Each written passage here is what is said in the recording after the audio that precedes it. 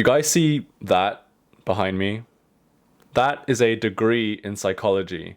Something which I'm pretty sure Improvement Pill doesn't have. So there's this trend that's been going around on YouTube over the last year about something called a dopamine detox. Or sometimes you might hear it called dopamine fasting. Now, usually on this fact check series, I review videos by people who I actually mostly admire. This video is going to be a little bit different. You see, the problem is that this idea of dopamine fasting has become so popular and viral on the internet that you have really popular creators spreading this terrible psychology. People like Alex Becker, Andrew Kirby, Nathaniel Drew, the cringiest channel on all of YouTube, teaching men's fashion. Power moves all men must know. All of these people are spreading this awful, terrible psychology about dopamine detoxing, and it all started from this one guy, Improvement Pill. So in this episode of Fact Checked, sit back and grab the popcorn because I'm not pulling any punches on Improvement Pill. I don't care how many subscribers you have or how much money you make on YouTube. If you're teaching crappy psychology on the internet, I'm calling you out.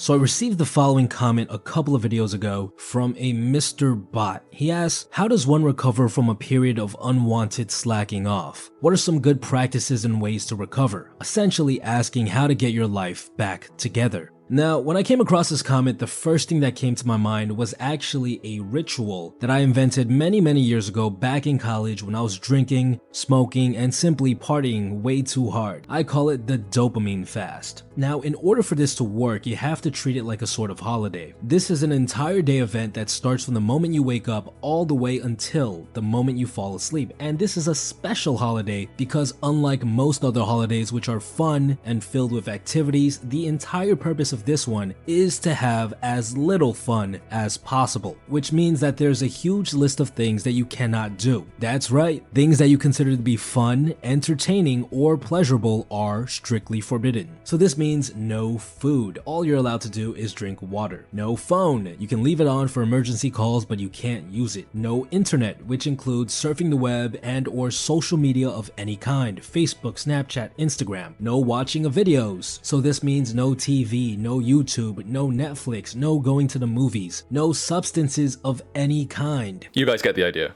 Now here's what you can do. You can drink water. You can walk around outside, you can meditate, you can do some light exercise, and most importantly of all, you can write using a pen and paper. And those are the rules. Now at this point in time, you're probably wondering, man, why in the world would anyone do this? I'm gonna show you exactly why the dopamine fast is so effective, and how committing to this ritual can force you into becoming extremely productive again. Now there are two main reasons as to why it's so effective. The first is that it starves your donkey. What do I mean by this? Well, if you think about it, the relationship between your mind and body is sort of like the relationship between a rider and a donkey. No, it's not.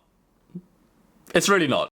If you're riding a donkey and you want it to move, all you have to do is wave a carrot in front of him. This is similar to how if you want to convince your body to do something that's hard, all you have to do is think about the reward you'll get after. This is basically how habits work. We automatically do things as long as there is a decent reward that follows, as long as there is a carrot on a stick. Now what Okay, let's pause here. Not only is this incorrect, but this is literally the opposite of how we define habits in psychology. In psychology, we define habits as behaviors that we continue to do even when that behavior is no longer rewarding to us. You literally could not be more wrong. So while we need rewards to build those habits initially, once the habits are in place, we continue to do them regardless of whether or not that behavior is rewarding anymore. Take social media, for example, which we talked about last week. If you have a habit of scrolling social media, you continue to scroll social media even when there's no real reward coming to you. Even when no one is posting anything interesting, you keep on scrolling it because you have that habit. Improvement Pill, literally so far off the mark with this statement. happens to us when our life is a mess is that we've been indulging in too many stimulating things. Things like porn, drugs, junk food, and binge watching shows all produce a huge amount of dopamine. This is equivalent to letting your donkey eat at a buffet of carrots and other tasty donkey vegetables. If your donkey's been eating at a buffet all week, he's not going to be motivated by a little carrot on a stick anymore because he's full. When you commit to doing a dopamine fast, you're essentially starving your donkey. You're giving your body as little stimulation as possible for an entire day, and when your donkey is starving, you can easily convince him to move by waving just a little carrot in front of him. This means Okay, this logic hurts my brain. It's so fundamentally flawed in so many ways. Okay, let's explore why. So the very first thing that he said is actually true. Yes, it's true. Porn, TV, junk food, drugs, these things do release a lot of dopamine. But aside from drugs, which work in a different way, things like porn, junk food, and TV, these things do release dopamine a lot the first time you consume them, but then each time you consume them, they release less and less dopamine. And that's because you become more used to it, your brain is able to predict the reward better, and when you're able to predict the reward better, you actually release less dopamine and the feeling is less rewarding. So the logic of his argument is that all these things are overloading our dopamine system, when in reality, if we're consuming them in this very repeated, habitual way like he's suggesting, then in reality, the amount of dopamine that these behaviors are releasing is actually very little.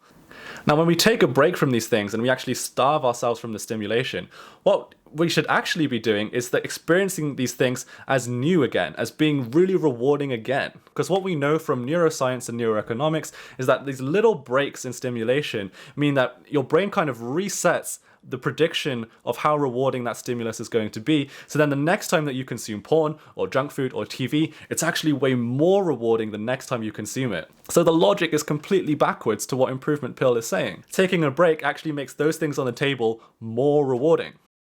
when you wake up in the morning after doing a dopamine fast, you'll find it much easier to convince yourself to go to the gym or to read some pages of a book by thinking about the reward you will give yourself after.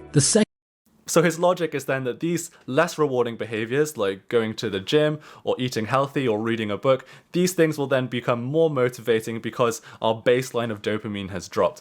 And this just completely isn't true. First of all, let's follow his incorrect theory to its logical conclusion. If you reset your dopamine down to here, then the next day when you wake up and you're presented with those choices again of either doing the less rewarding activity or the more rewarding activity, you're still more likely to choose that more rewarding activity significantly more than the less rewarding one. It's like you start, following his logic, you starve your donkey and then you present the donkey with either a carrot or a whole buffet. Like, which one is the donkey going to choose? He's still going to choose the buffet, even if he's starving. But the second reason why this logic is flawed is because your dopamine doesn't reset after one day. That just taking 1 day break or 1 week break is unlikely to have any significant effect on our dopamine levels, especially when you consider that dopamine is a naturally occurring chemical in your body. You can't fast from dopamine. Your body has natural levels of dopamine in it. And so when you take a break from all this stimulation, you're actually not reducing the amount of dopamine in your body at all. You can't fast from dopamine any more than you can fast from red blood cells in your body. Like, it's just part of your body's function. Second reason committing to a dopamine fast is so effective is because it prevents you from masking your pain. What is the purpose of pain? Well, if you think about it, pain is an indicator that something is wrong and needs to be fixed, right? It's a sign that there's a problem somewhere. If your hand is touching something that's too hot, you feel pain and your brain goes, there's a problem over there, and it automatically moves your hand.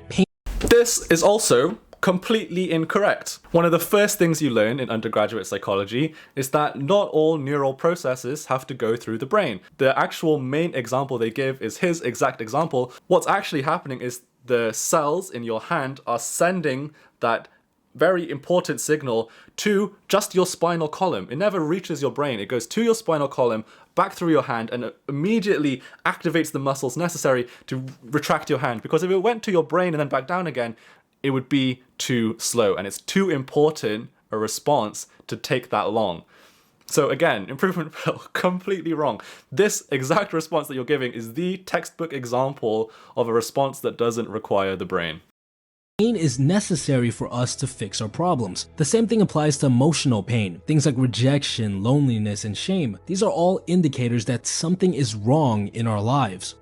Also not true, and this is my gripe with channels like Improvement Pill that are not qualified to speak about the topics that they speak about, because they're giving advice which is potentially harmful. Depression, sadness, loneliness, these things are mental health issues, and a lot of the time they aren't actually indicators of anything being particularly wrong in your life. Spreading this message that the reason why you feel so bad is because something is wrong is actually harmful. And all he's doing is fueling this feeling of inadequacy in his viewers and his audience, which makes them more likely to buy his products, which he tells them will help them improve their life later on. It is just a sales scheme that he's trying to give to make you feel inadequate, and then him providing you the solution to your own inadequacy. And I really hate channels that do this. But the problem with us humans is that we love to run away from these feelings. We love to self-medicate with pleasure instead of solving the actual problem. That's why so many people turn to food, drugs, sex, and alcohol when they're in a bad mood, because all of these things can make that pain go away.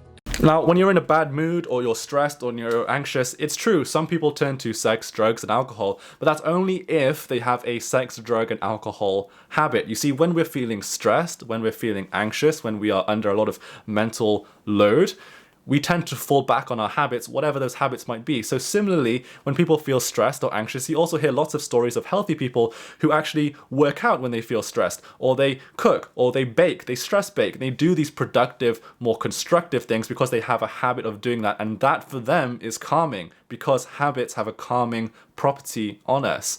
And so that's why it's so important to have healthy habits in place before you get stressed, so that when you do get stressed, you don't end up falling back into these old bad habits like smoking, like drugs, like alcohol, like relying on sex.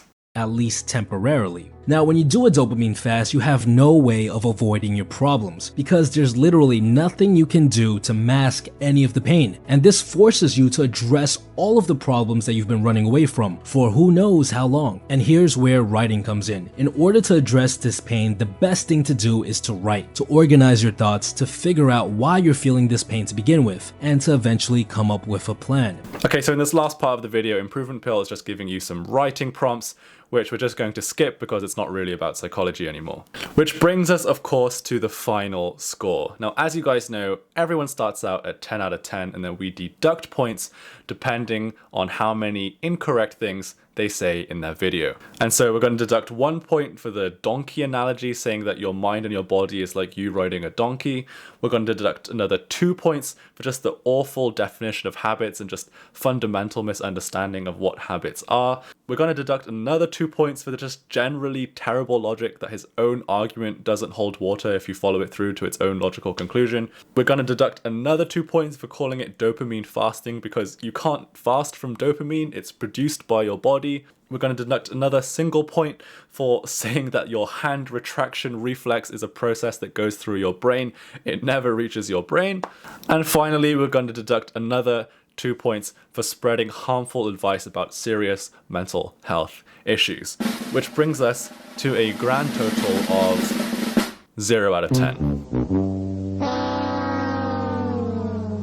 Now, before you go, I want to address some haters, because there's going to be some people who are watching this video and maybe they went on a dopamine detox or a dopamine fast, and they're going to be saying, hey Pete, you're chatting like you know everything about dopamine fasting, but I'm telling you, I went on a dopamine fast and I woke up the next day and I did actually feel really good, really motivated, and I actually felt more productive the next day. And you know what? I'm actually not surprised. I am not surprised that doing the practices that Improvement Pill says in this video would actually work for you, and it would make you more productive the next day. The thing is, it just doesn't work for any of the reasons that he's saying. Because if you think about it, rather than focusing on the things that you're not doing on a dopamine fast, what are you actually doing on a dopamine fast? Well, you're basically spending a whole day meditating, journaling, being mindful, and guess what? all those things are really good for your mental health, but they're not affecting your dopamine like Improvement Pill and all these other YouTubers are saying.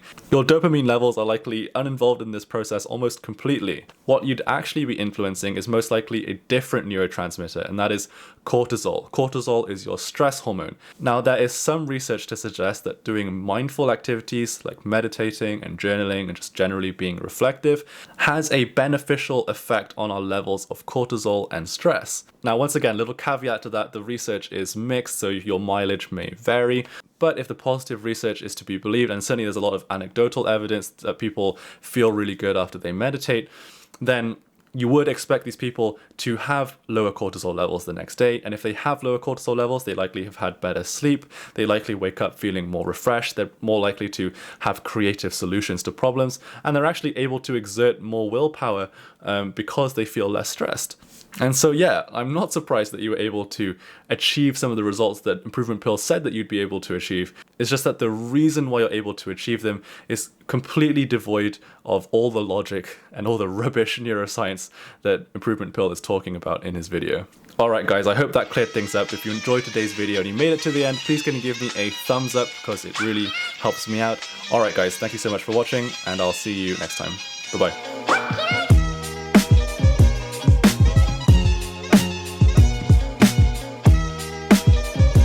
I think we need a new bias in behavioral economics. I'll call it the whiteboard bias. You can draw or write anything on a whiteboard and then everyone believes it's true for some reason.